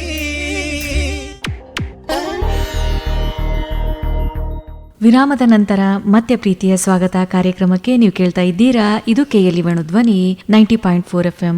ಇಂದಿನ ನಮ್ಮ ಮಹಿಳಾ ವೇದಿಕೆ ಕಾರ್ಯಕ್ರಮದಲ್ಲಿ ನಮ್ಮೊಂದಿಗಿದ್ದಾರೆ ಶ್ರೀಮತಿ ಮಹಾದೇವಿ ಈರಪ್ಪ ಅಂಗಡಿ, ಶಿಕ್ಷಕರು. ಮೇಡಮ್, ತಾವು ಹೇಳ್ತಾ ಇದ್ರಿ ತಾವು ಬಾಲ್ಯದಲ್ಲಿಯೇ ಒಂದು ಸ್ವಾವಲಂಬನೆಯಿಂದ ಬದುಕಬೇಕು ಅಂತ. ಈಗ ಹೆಣ್ಮಕ್ಳು ಆರ್ಥಿಕವಾಗಿ ಸ್ವಾವಲಂಬನೆ ಆಗೋದು ಎಷ್ಟು ಮುಖ್ಯವಾಗುತ್ತೆ ಮೇಡಮ್? ಇದು ನಂದು ಒಂದು ಕತೆ ಹೇಳ್ತೀನಿ. ಸ್ವಾವಲಂಬನೆ ಅಂದ್ರೆ ಹೆಂಗ ಅಂತ ಅನ್ನೋದಕ್ಕೆ ನಾನು ಅಪ್ ಟು PUC ಅಥವಾ ಡಿಗ್ರಿಯಲ್ಲಿ ಅಷ್ಟು ಓದುವಷ್ಟೊತ್ತಿಗಿರೋ ಅಷ್ಟೊತ್ತಿಗೆ ನನಗೊಂದು ಆಸೆ ಇತ್ತು. ಬಹುಶಃ ನಾನು ಅದನ್ನ ಇನ್ನೂ ತನಕ ಹೇಳಿಲ್ಲ. ಹೆಂಗಂದ್ರೆ ನಾನು ವರದಕ್ಷಿಣೆಯನ್ನು ಕೊಡಲಾರ್ದೆ ಮದುವೆ ಆಗಬೇಕು ಅಂತ. ಅದಕ್ಕೆ ಫಸ್ಟ್ ಸ್ಟಾರ್ಟಿಂಗಲ್ಲೆಲ್ಲ ಅಪ್ಪ ಅಮ್ಮನ ಹಿಡ್ಕೊಂಡು, ಅಥವಾ ಯಾವುದಕ್ಕೆ ಇನ್ನೂ ಒಂದು ಕಾರಣ ಅಂದ್ರೂ ನಮ್ಮದು ಮಿಡ್ಲ್ ಕ್ಲಾಸ್ ಅಲ್ಲ, ಅಪ್ಪ ಎಲ್ಲಿಂದ ಕೊಡ್ತಾರೆ, ಯಾರ್ದೋ ನೋಡಿ ನಂಗೆ ಹಂಗೆ ಅನಿಸೋದು. ಅದಕ್ಕೆ ನಾನೊಂದು ಡಿಸೈಡ್ ಮಾಡಿಬಿಟ್ಟಿದ್ದೆ, ನಾನು ಮದುವೆ ಆದರೆ ನನ್ನ ನೋಡಿದ ತಕ್ಷಣ ಆ ಹುಡುಗ ಹ್ಞೂ ಅನ್ಕೋಬೇಕು. ಇಲ್ಲ, ಅದು ನಮ್ಮ ಕಾಕನ ಕೇಳ್ತೀನಿ, ಅಪ್ಪನ ಕೇಳ್ತೀನಿ, ಅಣ್ಣನ ಕೇಳ್ತೀನಿ, ಹಾಗೆಲ್ಲ ಅವ್ನು ಹೇಳ್ದ ಅಂದ್ರೆ, ಅಥವಾ ಅವ್ನು ಒಂದು 2 ರೂಪಾಯಿ ಕೇಳಿದ ಅಂದ್ರೂ ಅಪ್ಪ ನಾನು ಮದುವೆ ಆಗಂಗಿಲ್ಲ. ಅದು ನನ್ನ ಅದೃಷ್ಟನೋ ಏನೋ ಗೊತ್ತಿಲ್ಲ. ನಂಗೆ ಅಪ್ಪ, ಅವ್ವ ಪ್ಲಸ್ ಅಣ್ಣ, 3 ಜನ ನನ್ಗೆ ಒಂದು ನಿಜವಾಗ್ಲೂ ಈಗಿನ ಸೊಸೈಟಿಯಲ್ಲಿ ನೋಡಬೇಕು ಅಂದರೆ ಬಹಳ ಅದ್ಭುತವಾದಂತಹ ವ್ಯಕ್ತಿಗಳು. ಹೀಗಾಗಿ ಅಪ್ಪ ಅಂತಾದ ಹುಡುಗನ್ನೇ ಹುಡುಕಿದ್ರು. ಬಹುಶಃ ಅಪ್ಪನೂ ಹೆಂಗಿದ್ರಿ ಅಂದ್ರೆ, ಯಾರೋ ನನ್ನ ಮಗಳನ್ನ ನೋಡಕ್ಕೆ ಬರ್ತಾರೋ ಅಂದ್ರೆ 4 ಮಂದಿ ಮುಂದೆ ಕೂಡಿಸಿದ್ರೆ ಒಂದು ವ್ಯಾಪಾರಕ್ಕಿಟ್ಟು ವಸ್ತು ಆಗ್ತೈತೇನೋ.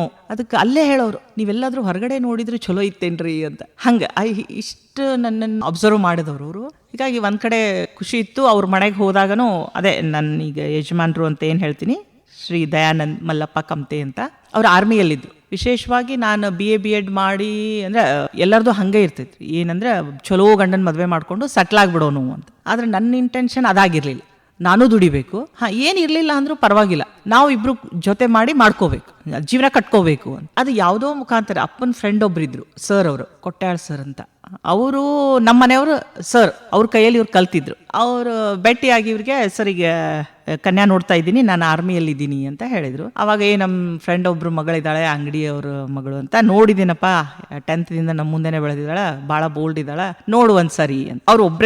ಅವ್ರ ಮನೆತನದಿಂದ ಅವ್ರೊಬ್ಬರೇ ಬಂದಿದ್ರು, ಅವ್ರ ಸರ್ನ ಕರ್ಕೊಂಡ್ರು. ಅವರು ಹಾಫ್ ಆನ್ ಅವರಲ್ಲಿ, ಅಂದರೆ ಹೊರಗಡೆ ಹಾಫ್ ಆನ್ ಅವರ್ ಆದ್ರೆ ಭಾಳ ಆಗುತ್ತೆ, ಒಂದು 5-10 ನಿಮಿಷದಲ್ಲಿ ಅವ್ರು ಹೇಳಿಬಿಟ್ರು ಅವ್ರ ಸರ್ಗೆ, ಸರ್ ನಾನು ಮಾಡ್ಕೋತೀನಿ ಅಂತ. ಅವರು ತನ್ನ ಅಪ್ಪರ ಮುಂದೆ ಹೇಳಿದ್ರು, ಸರ್ ಅಂಗಡಿ ಸರ ಮತ್ತು ಹುಡುಗ ಮಾಡ್ಕೋತೇನಂತ ಹೇಳಕತ್ತಾನ್ರಿ, ನೋಡ್ರಿ ವಿಚಾರ ಮಾಡ್ರಿ ಅಂತ. ಅವಾಗ ನಮ್ಮಪ್ಪ ಶಾಕ್ ಆದ್ರು, ಸರ್ ಹಿಂಗೆ ಒಬ್ಬ ಹುಡುಗ ಬಂದು ನೋಡಿದ್ರೆ ವಿಶೇಷ ಕೊಡಂಗಿಲ್ಲ, ಅವ್ರ ಮನ್ಯಾಗ ಇರ್ತಾರೆ, ಅವ್ರಿಗೂ ಬಾ ಅಂತ ಹೇಳ್ರಿ ಅಂತ. ಅವಾಗ ನಮ್ಮ ಮನೆಯವ್ರು ತೊಗೊಂಡಿರೋದು ಬೋಲ್ಡ್ ಸ್ಟೆಪ್, ಇಲ್ಲ ಸರ್ ನಾನೇ ಫೈನಲ್, ನಾನು ಹೇಳಿದರೆ ಹ್ಞೂ ಅಂತಾರೆ. ಆಮೇಲೆ ಅಪ್ಪ ಎಲ್ಲ ಹೋದ್ರು, ಒಂದು 10-12 ಜನ ನಮ್ಮ ರಿಲೇಷನ್ಸ್ ಎಲ್ಲ ಕರ್ಕೊಂಡು ನೋಡೋಕಂತ ಹೋದ್ರು. ಅವಾಗ ಹೇಳಿದ್ದು ನಾನು ಒಂದೇ ಒಂದು ವಿಚಾರ, ಇಲ್ಲ ಹೊಲ ಇದೆ, ಮನೆ ಇದೆ, ಅಡ್ಡಿಲ್ಲ, ಯಾವ ಜವಾಬ್ದಾರಿ ಇಲ್ಲ, 6 ಜನ ಅಂತಂಬ್ರವ್ರು. ಆವಾಗ ಚೆನ್ನಾಗಿದ್ದಾರೆ, ಕೊಡ್ಬೋದಮ್ಮ ಅಂತ. ಅವಾಗ ಲ್ಯಾಂಡ್ ಫೋನ್ ಇತ್ರಿ 2002ದಲ್ಲಿ. ಅಪ್ಪ ನಮ್ಮ ಊರ ಸಮೀಪದಿಂದ ಅವ್ರ ಮನೆಯಿಂದ ಮಾತಾಡಕ್ಕೆ ಬರೋದಿಲ್ಲ, ಅದಕ್ಕೆ ಅಲ್ಲಿಂದ ಒಂದು ಸಣ್ಣ ಹಳ್ಳಿಗೆ ಹೋಗಿ ಅಲ್ಲಿಂದ STD ಮಾಡಿದರು. ಮತ್ತು ಅವ್ರಿಗೆ ಏನಿಲ್ಲಂತಮ್ಮ, ನಾನು ಅಂದರೆ ಹೊಲ ಮನೆ ಚಲೋ ಇದೆ, ನಾವು ಬರಬಹುದೇನು ಅಂತ. ಲಾಸ್ಟಲ್ಲಿ ಹೇಳಿದ್ದು ನಾನು ಒಂದೇ ಒಂದು ವಾಕ್ಯ, ಅಪ್ಪ ಅವ್ರು ಏನೂ ತೊಗೊಳಂಗಿಲ್ಲ ಅಂದ್ರೆ ನೀವು ಕೊಡೋದು, ಅವ್ರು ₹1 ಕೇಳಿದ್ರು ನೀವು ಎದ್ದು ಬಂದುಬಿಡ್ರಿ. ಬಹುಶಃ ಆ ದಿನ ನಾ ತೊಗೊಂಡಿರೋ ನಿರ್ಧಾರ ಗಟ್ಟಿ ಇತ್ತು. ಅವ್ರ ಮನೆಯಲ್ಲೂ ವಿರೋಧ ಮಾಡಿದ್ರು, ಯಾಕಂದರೆ ನಂದು ಇನ್ನೂ ಜಾಬ್ ಇರಲಿಲ್ಲ, ಕಲ್ತಿದ್ದೆ, BA BEd ಮಾಡಿ LLB ಮಾಡ್ತಾ ಇದ್ದೆ, ಕಲ್ತಿದ್ದೆ. ಅವ್ರು ನನ್ನ ಯಾರೂ ನೋಡಿಲ್ಲ. ಆವಾಗ ಅದು ಹೆಂಗೆ ಒಪ್ಕೋತಾರೆ? ಮತ್ತು ಫಸ್ಟೇ ಹೇಳಿದ್ದೀನಿ, ನಮ್ಮದು ಮಿಡ್ಲ್ ಕ್ಲಾಸ್, ನಾವೇನು ಸೋ ಕಾಲ್ಡ್ ರಿಚ್ ಅಲ್ಲ, ಅಂದರೆ ಅವ್ರ ಮಗಳನ್ನ ಮಾಡ್ಕೊಂಡ್ಬಿಟ್ರೆ ಕೋಟ್ಯಾಧೀಶರ ಆಗ್ತೀವಿ ಅನ್ನೋ ಥರ. ಹೀಗಾಗಿ ಅವ್ರ ಮನೇಲಿ ಸ್ವಲ್ಪ ಅಪೋಸ್ ಮಾಡಿದ್ರಂತ. ಅಲ್ಲೋ ನಮಗೆ ಕೊಡೋದಕ್ಕೆ 4-6 ತೊಲಿ ಆದರೂ ಕೊಡ್ತಾರೆ, ನೀ ನೋಡೇ ಇಲ್ಲ ನಾವು ಯಾರು, ನೀ ಹೆಂಗೆ? ಇಲ್ಲ, ನಾನು ಮಾಡ್ಕೊಂಡ್ರೆ ಅದೇ ಹುಡುಗೇನು ಮಾಡ್ಕೋತೀನಿ. ಆದರೆ ಇದ್ರೊಳಗೂ ಒಂದು ಟ್ವಿಸ್ಟ್ ಅಂದರೆ, ನಾನು ನಮ್ಮ ಮನೆಯವರು 1 ನಿಮಿಷನೂ ಮಾತಾಡಿಲ್ಲ, ನಾವು ಈವನ್ ಐ ಕಾಂಟ್ಯಾಕ್ಟ್ ಸಹಿತಿಲ್ಲ. ಅವ್ರು ಅಲ್ಲೇ, ನಾವಿಲ್ಲೇ, ನಾವು ನಡಕ್ಕೆ ಹೇಳೋರ ಮುಂದೆನೇ ಹೇಳ್ತಾ ಇದ್ವಿ, ಇಲ್ಲ ಅಪ್ಪ ಅವ್ರು ನೀವು ತೊಗೊಳೋದಿಲ್ಲ ಅಂದರೆ ಕೂತಿರಿ, ಇಲ್ಲ ಅಂದರೆ ಬಂದುಬಿಡ್ರಿ, ನಮಗೆ ಬೇಡ ಅಂತ. ಆವಾಗ ಇಲ್ಲ ಅವರು ತೊಗೊಳೋದಿಲ್ಲ ಅನ್ನೋದಕ್ಕೆ ಕೊಡ್ತೀನಿ. ಆವಾಗ ನಮ್ಮ ಮನೆಯವರು ಒಂದು ಬೋರ್ಡ್ ಸ್ಟೆಪ್ ತೊಗೊಂಡಿದ್ರು ಪಾಪ. ಅವರೆಲ್ಲರೂ ಮನೆಯವ್ರು ಬೇಡ ಅಂದಾಗನೂ ನನ್ನ ದುಡ್ಡೊಳಗೆ ನಾನು ಮದುವೆ ಮಾಡ್ಕೋತೀನಿ. ಹೀಗಾಗಿ ಅವರು ಅದು ಒಂದು ಭಾವನೆಗೆ ನಂಗನ್ನಿಸ್ತು, ಈ ವ್ಯಕ್ತಿ ಜೊತೆ ನಾನಿದ್ರೆ ನಾನು ಜೀವನ ದಡ ಸೇರ್ತೀನಿ ಅಂತ. ಆಮೇಲೆ ಅವ್ರ ಅಮೌಂಟ್ ಹಾಕ್ಕೊಂಡಿನೇ. ಸೊ ಎಷ್ಟು ಸಿಂಪಲ್ ಅಂದರೆ 2002ರಲ್ಲಿ ಇವತ್ತಿನ ಆಡಂಬರದ ಮದುವೆಗಳನ್ನು ನಾನು ನೋಡಿದಾಗ ನಾನು ಪ್ರಶ್ನೆ ಮಾಡ್ಕೋತೀನಿ, ಅಲ್ಲ ನಮಗೂ ಏನು ಕಡಿಮೆ ಇರಲಿಲ್ಲಲ್ಲ, ಒಂದು 4 ಲಕ್ಷ ಸಾಲ ಆದ್ರೆ ಆಗ್ತಿತ್ತು ಅಂತ. ಆದರೆ ನಮ್ಮಂತಹ ಮನಸ್ಸು ಎಲ್ಲರಿಗೂ ಬರೋದಿಲ್ಲ. ಯಾಕಂದರೆ ಎಲ್ಲರೂ ಏಕಾಂಗಿಯಾಗಿ ಹೋರಾಡಬೇಕು ಅನ್ನೋರು ಮಾತ್ರ ಬೇರೆ ಇರ್ತಾರೆ. ಆ ಜನಜಂಗುಳಿಯಲ್ಲಿ ನಾವು ಒಬ್ಬರಾಗ್ಬಿಡೋಣ, ಯಾರೋ ದುಗಿಸ್ಕೊಂಡು ಹೋಗ್ತಾರೆ ಅನ್ನೋರು ಬೇರೆ ಇರ್ತಾರೆ. 4 ಜನ ಏನಂತಾರೆ ತುಂಬಾ ಜನ ಇರ್ತಾರೆ.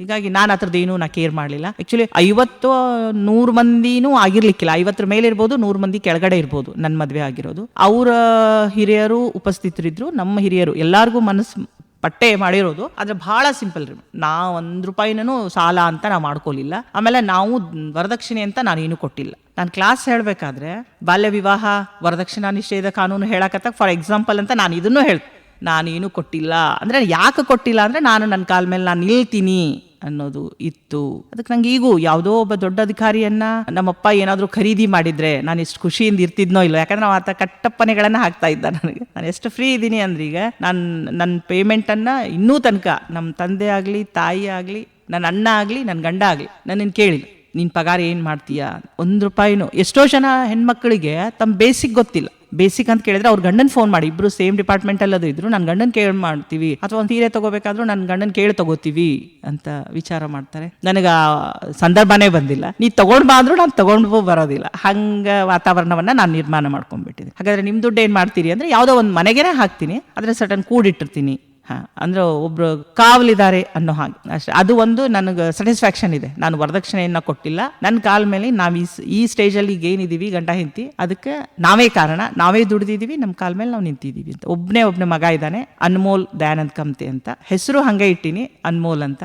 ಈಗ ಇಂಜಿನಿಯರಿಂಗ್ ಮಾಡ್ತಾ ಇದ್ದೆ. ಮೇಡಮ್, ಬಹುಶಃ ನಿಮ್ಮ ಥರ ಎಲ್ಲ ಹೆಣ್ಮಕ್ಳು ಒಂದು ದಿಟ್ಟ ನಿರ್ಧಾರವನ್ನು ಈ ಥರ ಮದುವೆಗೆ ಮುಂಚೆನೆ ತೆಗೆದುಕೊಂಡು ಬಿಟ್ರೆ ಅವ್ರು ಬಾಳು ಎಷ್ಟು ಸುಖಕರವಾಗಿರುತ್ತಲ್ವಾ? ಹೌದು. ಅದಕ್ಕೆ ತಗೋಬೇಕು ಅಂದ್ರೆ ಒಂದು ಎಕ್ಸ್ಟ್ರಾ ಗಟ್ಸ್ ಅಂತಾರಲ್ಲ, ಹಾಗಿರ್ಬೇಕು. ಅದೆಲ್ಲರ ಹತ್ರ ಬರಬೇಕು. ನಾನು ಈಗ ಅದೇ ಸಂದರ್ಭ ಬಂದಾಗ ನಾನು ನಮ್ಮ ಸ್ಕೂಲಲ್ಲಿ ನಾನು ಹೇಳ್ತೀನಿ ರೀ. ಯಾಕಂತಂದ್ರೆ ಹೆಣ್ಮಕ್ಕಳ ಶಾಲೆ ಆಗಿರೋದ್ರಿಂದ ನಂದು ಬಾಲ್ಯ ವಿವಾಹದ ಕುರಿತಾದ್ರೂ ನಾನು ಹೇಳ್ತೀನಿ. ಅಂದ್ರೆ ಮದುವೆಗೆ ಲಘು ಮೋಸ ಹೋಗ್ಬೇಡ್ರಿ, ಮನೇಲಿ ಯಾವುದೋ ಕಾರಣದಿಂದ ಹೇಳ್ತಾ ಇರ್ತಾರೆ ಅದಕ್ಕೂ ಒಳಗಾಗ್ಬೇಡ್ರಿ ಅಂತ. ಆಮೇಲೆ ಅದ್ರ ಜೊತೆಗೆ ನಮ್ಮ ಕಾಲ ಮೇಲೆ ನಾವು ನಿಂತ್ರೆ ಇವತ್ತಲ್ಲ ನಾಳೆ ಈತ ಅಲ್ಲ ಇನ್ನೊಬ್ಬ ಅಂತ ಅದೂ ಹೇಳ್ತೀನಿ. ಜೊತೆಗೆ ಇನ್ನೊಂದು ಹೇಳಬೇಕು ಅಂದರೆ ಅದು ನನಗೂ ಗರ್ವ ಇರಬಾರ್ದು. ನಾ ರೊಕ್ಕ ಕೊಟ್ಟು ಬಂದೇನಿ ಅತ್ತಿನ ಯಾಕೆ ನೋಡಬೇಕು ಮಾವನ್ನ ಹಿಂಗಂತನೂ ಅಲ್ಲ. ಅದು ಒಂಥರ ಬಾಂಧವ್ಯ, ಅವ್ರ ಜೊತೆಗೆ ನಮ್ಮದು, ನಮ್ಮ ಜೊತೆ ಅವ್ರದ್ದು, ಎರಡು ಫ್ಯಾಮ್ಲಿಗಳ ಇದು ಅಂತ ಭಾಳ ಜನ ಹೆಣ್ಮಕ್ಳಿಗೆ ಅದು ಗೊತ್ತಿರಬೇಕು. ಖಂಡಿತ ಮೇಡಮ್ ಈಗ ಶಿಕ್ಷಕರು ಜೊತೆಗೆ ನಿರೂಪಕರು ಜೊತೆಗೆ ಒಬ್ಬ ಹವ್ಯಾಸಿ ಲೇಖಕರು ಕೂಡ ಹೌದು. ಬರಿಬೇಕು ಅಂತ ಬಾಲ್ಯದಲ್ಲಿ ಇತ್ತ ಆಸಕ್ತಿ ಅಥವಾ ಯಾವಾಗ ಈ ಬರೆಯುವ ಗೀಳು ಯಾವಾಗ ಬಂತು? ಇದು ಕಾರಣ ಅಂದ್ರೇ ಅಪ್ಪ.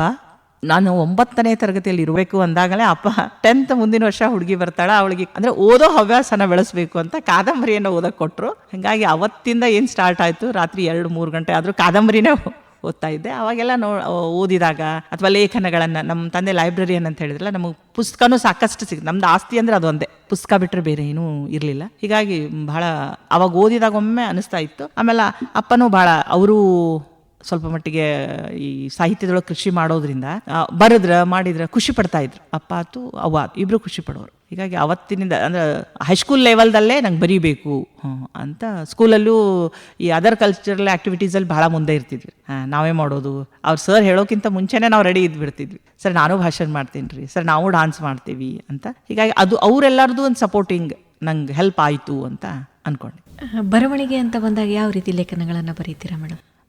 ವಿಶೇಷವಾಗಿ ವೈಚಾರಿಕತೆ ಅಂದರೆ ಪ್ರಶ್ನೆ ಮಾಡೋದೇ ನನ್ನ ಹತ್ರ ಭಾಳ ಇರುತ್ತೆ. ಅದ್ರಲ್ಲಿ ಹೇಳಿದ ತಕ್ಷಣ ನಾನು ಯಾವುದನ್ನು ಒಪ್ಕೊಳ್ಳೋದಿಲ್ಲ. ಫಾರ್ ಎಕ್ಸಾಂಪಲ್ ಅದು ವರದಕ್ಷಿಣೆನೇ ಆಗಿರ್ಬೋದು, ಕೊಟ್ಬಿಟ್ರೆ ಮುಗಿದು ಹೋಗ್ತಿತ್ತಲ್ಲ, ನಾ ಯಾಕೆ ಇಷ್ಟು ಜೀವನ ಸ್ಟ್ರಗಲ್ ಮಾಡ್ಕೋಬೇಕಾಗಿತ್ತು ಅಂತ. ಇಲ್ಲ, ನಂಗೆ ಅದು ಸರಿ ಅಂತ ಅನಿಸ್ಲಿಲ್ಲ ಮೇಡಮ್. ನನಗೆ ಯಾವಾಗಲೂ ಏನು ಅನಿಸೋದು ಅಂದರೆ ಅವ್ರು ಯಾರೋ ಹೇಳ್ತಾರಂತ ನಾ ಯಾಕೆ ಕೊಡಬೇಕು, ಖರೀದಿ ಯಾಕೆ ಮಾಡ್ಕೋಬೇಕು ಅಂತ ನನಗೆ ಅನಿಸ್ತಾ ಇತ್ತು. ಹೀಗಾಗಿ ಅದು ಮದುವೆ ವಿಷಯದಲ್ಲಾಗಿರ್ಬೋದು ಅಥವಾ ಇನ್ಯಾವುದೇ ಸಮಾಜದಲ್ಲಿ ಬರ್ತಕ್ಕಂಥ ಕೆಲವೊಂದು ವಿಷಯಗಳ ಬಗ್ಗೆ ಆದಾಗ ನಾ ಫಸ್ಟ್ ಹೇಳೋದೇ ಒಮ್ಮೆ ನಂಬಿ ಬಿಡಂಗಿಲ್ಲ, ಅದನ್ನು ಪ್ರಶ್ನೆ ಮಾಡುವಂತಹ ಪ್ರವೃತ್ತಿ ನನ್ನ ಹತ್ರ ಜಾಸ್ತಿನೇ ಇತ್ತು. ಮೇಡಮ್, ತಮಗೆ ತಮ್ಮ ಒಂದು 22 ವರ್ಷಗಳ ಒಂದು ಶಿಕ್ಷಕ ಸೇವೆಯನ್ನು ಮೆಚ್ಚಿ ಒಬ್ಬ ಉತ್ತಮ ಶಿಕ್ಷಕಿ ಅನ್ನುವ ಒಂದು ಪ್ರಶಸ್ತಿ ಕೂಡ ತಮಗೆ ದೊರೆಯುತ್ತೆ. ಆ ಒಂದು ಪ್ರಶಸ್ತಿ ಬಂದಾಗ ಆದಂತಹ ಅನುಭವ ಹೇಗಿತ್ತು ಮೇಡಮ್?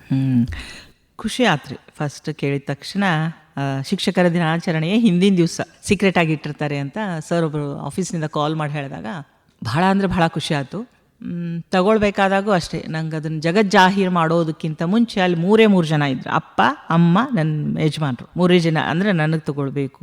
ಆದರೆ ಇತ್ತೀಚಿನ ದಿನಗಳಲ್ಲಿ ಹೆಂಗಾಗ್ಬಿಟ್ಟೈತಿ ಅಂದರೆ ಒಂಥರ ಪ್ರಶಸ್ತಿಯನ್ನು ಕೊಂಡ್ಕೊಳ್ಳುವಂತಹ ಹಂಗಾಗಬಾರ್ದು. ಆ ಪ್ರಶಸ್ತಿಗಳು ನಮ್ಮನ್ನು ಹುಡುಕೊಂಡು ಬರಬೇಕು. ಅದಕ್ಕೆ ಒಂದ್ಸರಿ ಈಗ ಬಂದಿದೆ, ಅದು ಪ್ರಶ್ನೆ ಅಲ್ಲ. ಆದರೆ ನನಗೇನು ಇನ್ನೂ ಮುಂದಿನ ಪ್ರಶಸ್ತಿಗಳು ನನಗೆ ಬರಲಿ ಅನ್ನುವಂತಹ ಆಸೆ ನನಗೆ ಯಾವುದೂ ಇಲ್ಲ. ಯಾವುದೇ ಪ್ರಶಸ್ತಿಗಳು, ಯಾಕಂದ್ರೆ ಅದು ಒಂದ್ಸರಿ ಅದ್ರದ್ದು ಗೀಳನ್ನು ಹಚ್ಕೊಂಡ್ಬಿಟ್ವಿ ಅಂದ್ರೆ ನಾವು ಬಹಳಷ್ಟು ಜನ ನಂಗೆ ಮೈಕ್ ಸಿಕ್ಕರೆ ಸಾಕು, ಅವರೇ ಮಾತಾಡೋದು, ಅಥವಾ ನಂಗೆ ಪ್ರಶಸ್ತಿ ಬಂದರೆ ಸಾಕು, ಇದು ಬಂತು, ಇದ್ರ ಮುಂದಿನ ನಾವು ತಗೋಬೇಕು ಅಂತ ಅನ್ನೋದಾಗಿರಲಿ, ಅಥವಾ ಸ್ಟೇಜ್ಗಳನ್ನು ಶೇರ್ ಮಾಡ್ಕೊಳ್ಳೋದು. ಒಂದ್ಸರಿ ಸ್ಟೇಜ್ ಮೇಲೆ ಕೊಂಡ್ರು ರೂಢ ಆಯಿತು ಅಂದ್ರೆ ನನಗೆ ಸ್ಟೇಜ್ ಬೇಕು ಅನ್ನೋವಂಥದ್ದು. ಅಂತ ಯಾವ ಗೀಳನ್ನು ನಾನು ಹಚ್ಕೊಂಡಿಲ್ಲ. ಡೈಲಿ ಹುಡುಗರು ಏನು ನನಗೆ ಒಂದು ಪೀರಿಯಡೋ ಅಥವಾ 2 ಪೀರಿಯಡ್ ಅವ್ರ ಜೊತೆ ನಾ ಇದ್ದಾಗ ಆ ಒಂದು ಸ್ಪಂದನ ಏನಿದೆ ಅಲ್ಲ, ಅದು ದಿನಾ ಪ್ರಶಸ್ತಿ ನನ್ನ ಪ್ರೊಫೆಷನಲ್ಲಿ. ನಿಜವಾಗ್ಲೂ ರೀ ಮೇಡಮ್, ನಾನು ಹಿಂಗೆ ಹೆಚ್ಚು ಹೇಳ್ತೀನಿ ಅಂತಲ್ಲ, ಅವ್ರ ಜೊತೆ ಕಳೆದಂತಹ ಅನುಭವ ನನಗೆ ಭಾಳ ಅಂದರೆ ಭಾಳ ಸಂತೃಪ್ತಿ ಕೊಟ್ಬಿಡ್ತೈತಿ. ನಂಗೆ ಏನು ಬೇಕಾದಾದ್ರೂ ನಾನು ಅಲ್ಲಿ ಹೋಗಿ ಕೂತಾಗ ಅದು. ಮತ್ತು ಈಗ ಪ್ರೌಢಾವಸ್ಥೆಯಲ್ಲಿರ್ತಕ್ಕಂತಹ ಮಕ್ಕಳು ಒಂಥರ ನಂದ ಮತ್ತು ಮಕ್ಕಳದ ಒಂದು ಬಾಂಧವ್ಯ ಹೆಂಗಾಗ್ಬಿಡ್ತೈತಿ ಅಂದರೆ ತಾಯಿ ಮತ್ತು ಮಕ್ಕಳು ಸೇಮ್.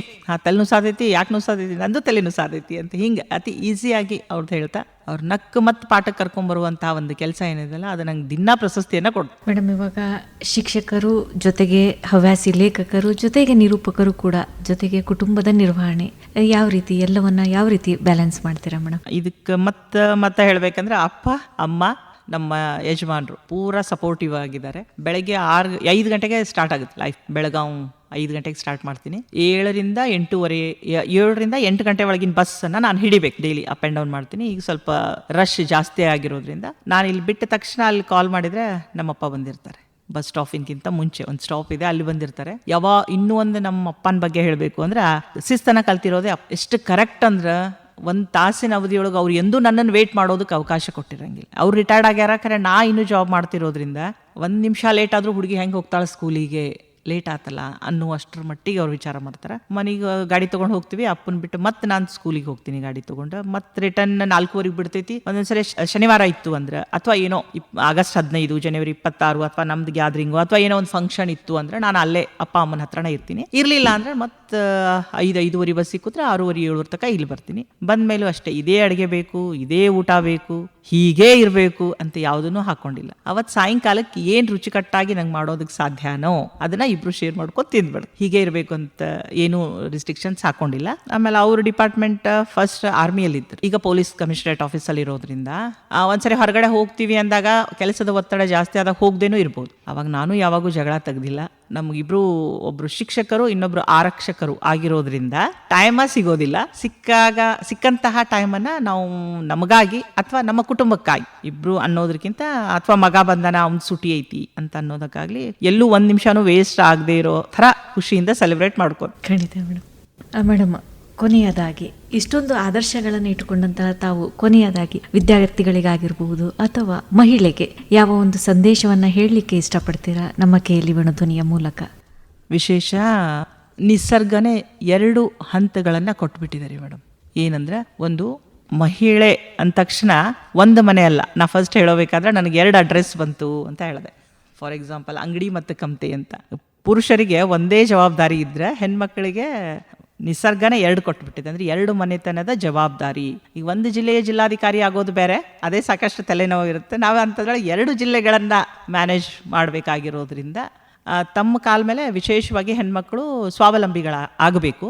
ನಮ್ಮ ಕಾಲ ಮೇಲೆ ನಾವು ನಿಲ್ಲಬೇಕು. ಆಮೇಲೆ ಆದಷ್ಟು ಒಳ್ಳೆಯ ಆದರ್ಶಗಳನ್ನು ಪಾಲಿಸ್ಕೊಂಡು ಹೋಗ್ಬೇಕು. ನಾವು ಯಾರನ್ನ ಪಾಲಿಸ್ತೀವಿ ಅನ್ನೋದ್ರ ಮೇಲೆ ಅದು ಡಿಪೆಂಡ್ ಆಗಿರುತ್ತೆ. ಯಾರೋ ಒಬ್ಬರು ಸಿಕ್ಕಾಪಟ್ಟೆ ಮದುವೆ ಖರ್ಚು ಮಾಡಿದ್ರು ಅಂತ ನಾನು ಹಂಗೆ ಖರ್ಚು ಮಾಡ್ತೀನಿ ಅನ್ನೋದಕ್ಕಿಂತ ನಮ್ಮ ಇತಿಮಿತಿಗಳೇನು, ನಮ್ಮ ಲಿಮಿಟೇಷನ್ಸ್ ಏನು, ಒಂದಿನ ಖರ್ಚು ಮಾಡಿ 4 ವರ್ಷ ಅದನ್ನು ಸಾಲ ತೀರಿಸೋದಕ್ಕಿಂತ, ಇದು ನನ್ನ ವಿಚಾರ, ಬರೀ ಆರ್ಥಿಕವಾಗಿ ಅಂತಲ್ಲ, ಹಂಗೆ ನಾವು ವಿಚಾರ ಮಾಡಿ ಯಾರನ್ನ ಆದರ್ಶವಾಗಿ ಇಟ್ಕೋಬೇಕು ಅಂತ ತಿಳ್ಕೊಂಡು ಯಾವುದು ಏನನ್ನೇ ಕಲೀಲಿ ಚೆನ್ನಾಗಿ ಕಲಿಬೇಕು, ತಮ್ಮ ಕಾಲ ಮೇಲೆ ತಾವು ನಿಂತ್ಕೋಬೇಕು. ಆಮೇಲೆ 2 ಮನೆಯ ಜವಾಬ್ದಾರಿಗಳನ್ನು ನಿರ್ವಹಿಸೋದಕ್ಕೆ ಯೋಗ್ಯರಾಗಬೇಕು. ಅಷ್ಟು ಬಿಟ್ಟರೆ ಉಳಿದದನ್ನ ನಾವೇ ಮಾಡ್ಕೋಬೇಕು. ಯಾರೋ ಹೇಳಿದ್ರು ಅಥವಾ ನಾ ಹೇಳಿದೆ ಅಥವಾ ಇನ್ನೊಬ್ಬರು ಹೇಳಿದ್ರು ಅಂತ ಹೇಳಿದ್ರೆ ಅದಕ್ಕೆ ಗಾಡಿ ಹೊಡೆಯೋಕೆ ಕಲಿತ್ವಿ ಅಂದಮೇಲೆ ಅಲ್ಲೇ ತಿರುವು ಬರುತ್ತೆ ಅಂತ ಹೇಳೋದಕ್ಕೆ ಆಗೋದಿಲ್ಲ. ಅದಕ್ಕೆ ಕಲಿಯುವ ಸ್ಕಿಲ್ ನನ್ನ ಹತ್ರ ಗೊತ್ತಿರು, ಓಡಿಸ್ತೀನಿ, ಆವಾಗ ಅವ್ರವ್ರ ಜೀವನ ಭದ್ರ ಆಗ್ತೈತಿ ಅಂತ ನಾನು ತಿಳ್ಕೊಂಡು.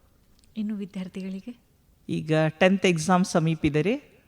ಮಾರ್ಚ್ 18ರಿಂದ ಏಪ್ರಿಲ್ 2 ತನಕ ಎಲ್ಲ ವಿದ್ಯಾರ್ಥಿಗಳಿಗೂ ಮತ್ತು ಸರ್ಕಾರನೂ ಸಾಕಷ್ಟು ಅವ್ರ ಸಲುವಾಗಿ ಸೌಲಭ್ಯಗಳನ್ನು ಕೊಟ್ಟಿದೆ. ಮತ್ತು ಈಗ ನಾವು ನಮ್ಮ ಸ್ಕೂಲಲ್ಲಿ 5 ಗಂಟೆಗೆ ಅವ್ರನ್ನ ಎಬ್ಬಿಸುವ ಕೆಲಸವನ್ನು ಮಾಡ್ತಾಯಿದ್ದೀವಿ. ದತ್ತು ತೊಗೊಂಡಿದ್ದೀವಿ. ಅವ್ರನ್ನ ಪ್ರತಿದಿನ 5 ಗಂಟೆಗೆ ಎಬ್ಬಿಸ್ತೀವಿ ಫೋನ್ ಮಾಡಿ, ಹೇಳ್ರಿ, ಓದ್ಕೋರಿ, ಏನು ಓದ್ತಾ ಇದ್ದೀರಿ ಅಂತ. ಅಂದರೆ ನಮ್ಮದು ರೂಟೀನು 5 ಗಂಟೆಗೆ ಸ್ಟಾರ್ಟ್ ಆಗಿಬಿಡ್ತೈತಿ. ಅದ್ರದ್ದೆಲ್ಲ ಸದ್ಬಳಕೆಯನ್ನು ಅವ್ರು ತೊಗೊಂಡು ಮಾಡ್ತಾರೆ. ಮಕ್ಕಳು ಮಾಡೋಷ್ಟಕ್ಕೆ ಈಗ ಏಬಲ್ ಆಗಿದ್ದಾರೆ. ಇನ್ನೂ ಆಗಲಿ, ಇನ್ನೂ ಪ್ರಯತ್ನ, ಇನ್ನೂ ಟೈಮ್ ಇದೆ. ಇನ್ನೂ 24-25 ದಿನ ಇದೆ. ಅಲ್ಲಿ ತನಕ ಅವರು ಚೆನ್ನಾಗಿ ಓದಿ ಚಲೋ ಮಾರ್ಕ್ಸ್ ತಗೋರಿ. ನಮ್ಮ ಪ್ರಯತ್ನ ನಾವು ಮಾಡೋಣ, ರಿಸಲ್ಟನ್ನು ದೇವ್ರ ಮೇಲೆ ಬಿಡು. ಖಂಡಿತ ಮೇಡಮ್, ತಮ್ಮ ಒಂದು ಸ್ಫೂರ್ತಿದಾಯಕ ಮಾತುಗಳು ಖಂಡಿತ ನಮ್ಮ ಕೇಳುಗರಿಗೆ ಪ್ರೇರಣೆಯಾಗುತ್ತೆ. ನಮ್ಮ ಕಾರ್ಯಕ್ರಮಕ್ಕೆ ಬಂದು ತಮ್ಮ ಅಮೂಲ್ಯ ಸಮಯವನ್ನು ನೀಡಿದ್ದಕ್ಕೆ ಧನ್ಯವಾದಗಳು. ಧನ್ಯವಾದಗಳು, ನಮಸ್ಕಾರ.